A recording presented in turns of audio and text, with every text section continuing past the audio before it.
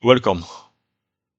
Our topic is coextensiveness in philosophy. It is a philosophical introduction to the topic. The notion of coextensiveness is one of the most important concepts in analytic philosophy, especially in logic, philosophy of language, metaphysics, and philosophical analysis. It is closely connected with the distinction between extension and intention, a distinction that became central in 20th century philosophy through the work of Frege, Carnap, Quine, Kripke, and others. Firstly, let's start with a basic definition. How can we define the concept of coextensiveness? Two predicates, properties, or concepts are coextensive if they apply to exactly the same objects. More formally, two predicates f and g are coextensive if and only if every f is a g and every g is an f. In first order logic, we can say that for every x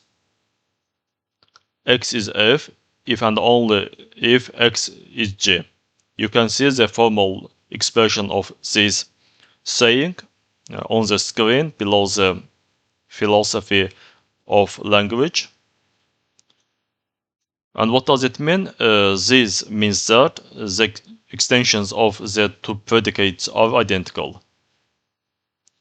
The extension of the predicate is simply the collection of set of things to which it correctly applies.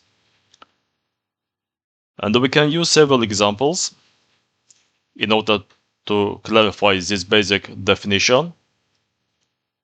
Our first example, suppose we define that creature with a heart, there is something, and this something is a creature with a heart, and we define that there is something, and this something is a creature with kidneys. Assuming the actual biological fact, every creature with a heart also has kidney, and vice versa.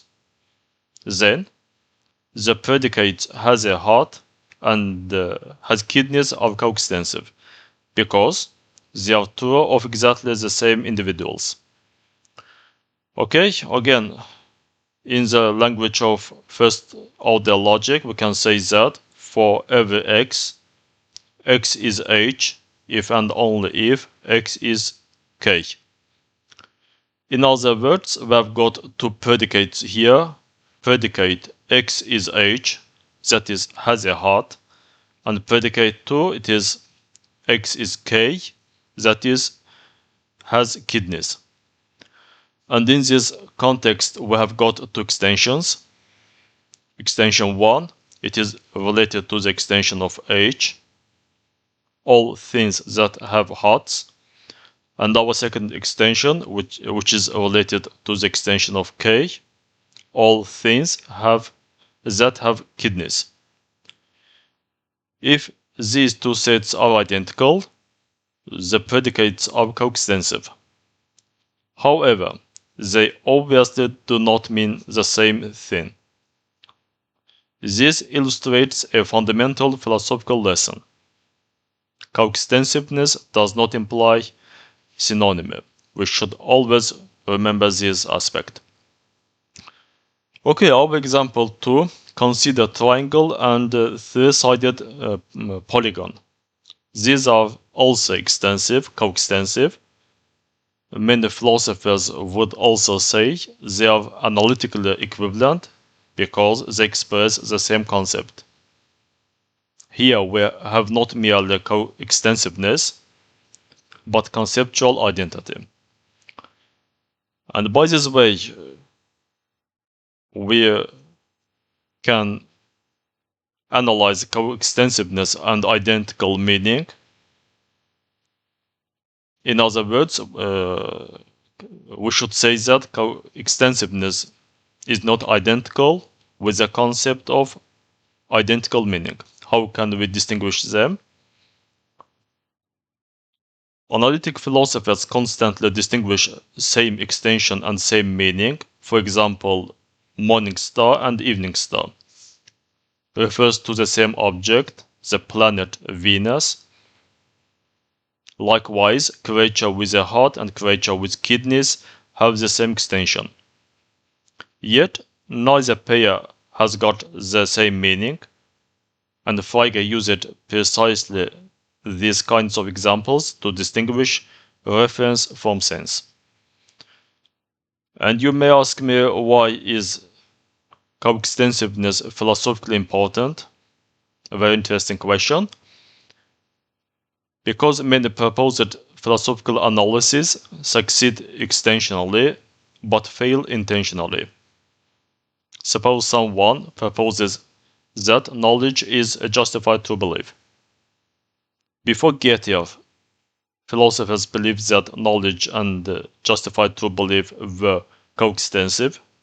That is, every instance of knowledge is a justified true belief, and every justified true belief is knowledge.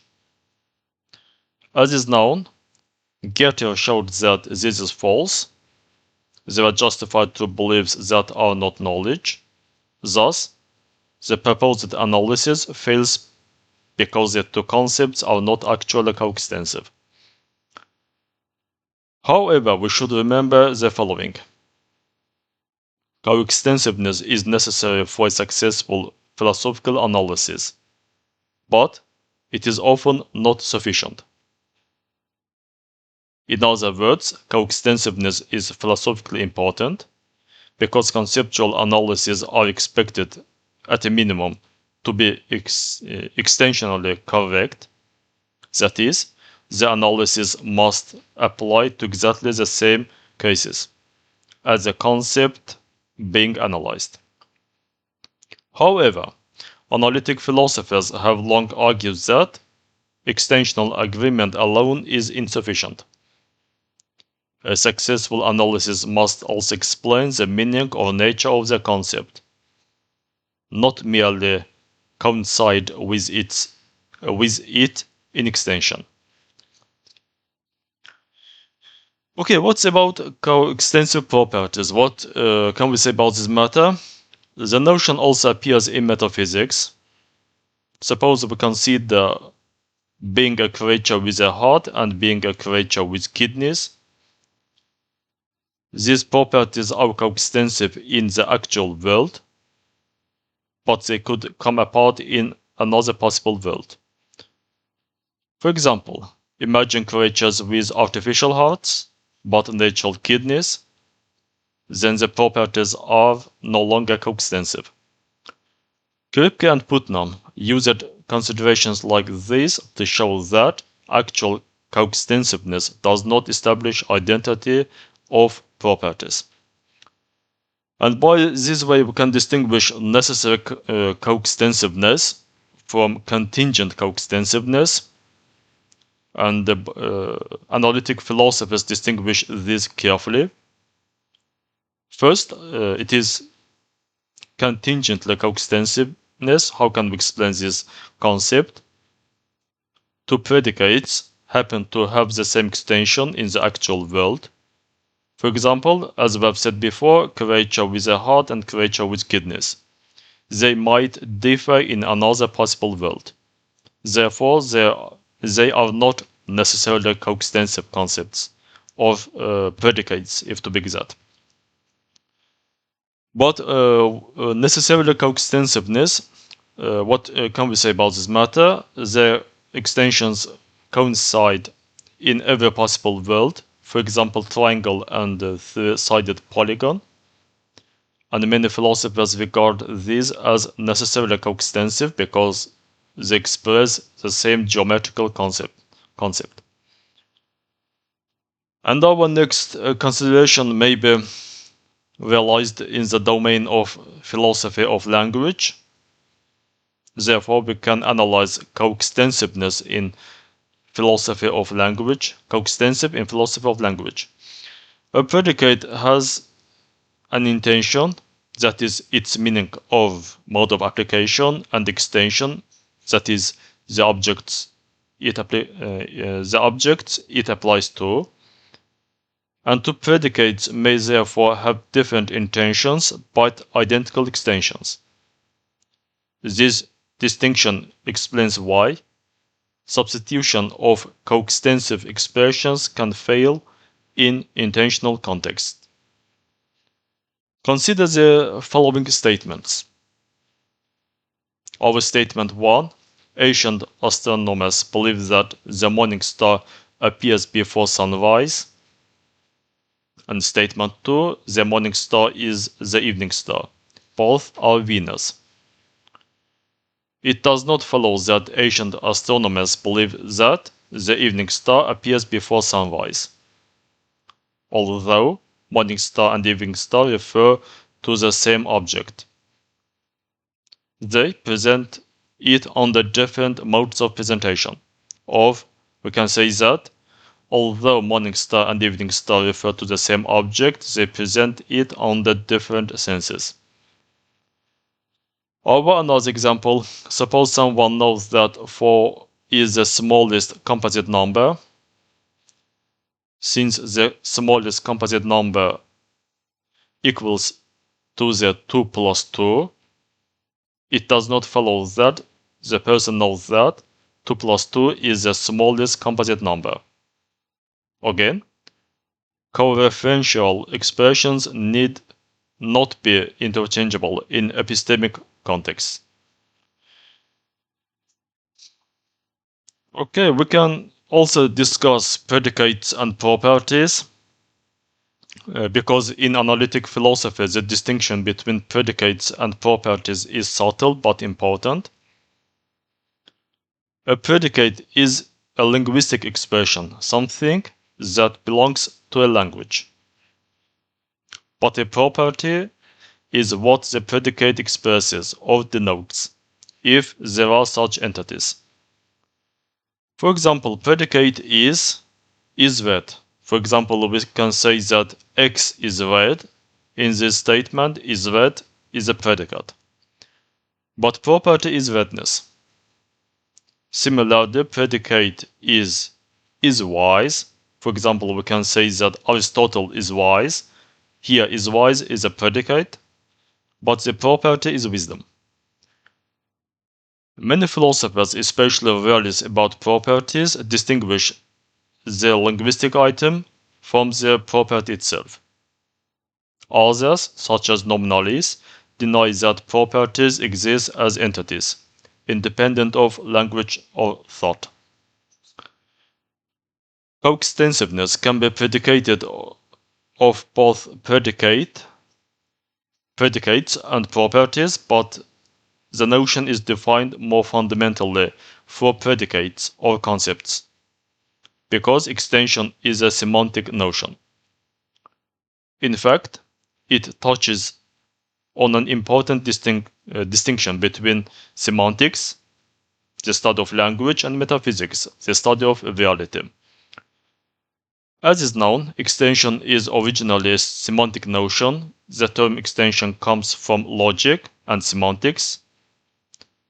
A predicate has an extension, namely the class of objects of which it is true. For example, consider the predicate is a philosopher. Its extension is Socrates, Plato, Aristotle, Russell, and so on. Similarly, is a rational animal also has an extension. If these two classes were identical, the predicates would be coextensive. Note that nothing metaphysical has been assumed yet. We are simply talking about the truth conditions of linguistic expressions. Properties enter only if we assume an ontology of properties. Now suppose we are metaphysically realists about properties, then corresponding to the predicate is red, there exists a property redness. Likewise, is triangular corresponds to the property of triangularity. In that case, we may naturally say that two properties are coextensive if, and only if, they are instantiated by exactly the same objects. For example, the property of being a creature with a heart and the property of being a creature with kidneys are, assuming the biological facts, coextensive, because exactly the same organisms instantiate them. So philosophers certainly do speak of coextensive properties. But our main question is why many textbooks prefer predicates instead of properties when they speak or discuss coextensiveness. The answer lies in ontological neutrality. Everyone agrees that the predicates exist as linguistic expressions, but, as was said before, not everyone agrees that properties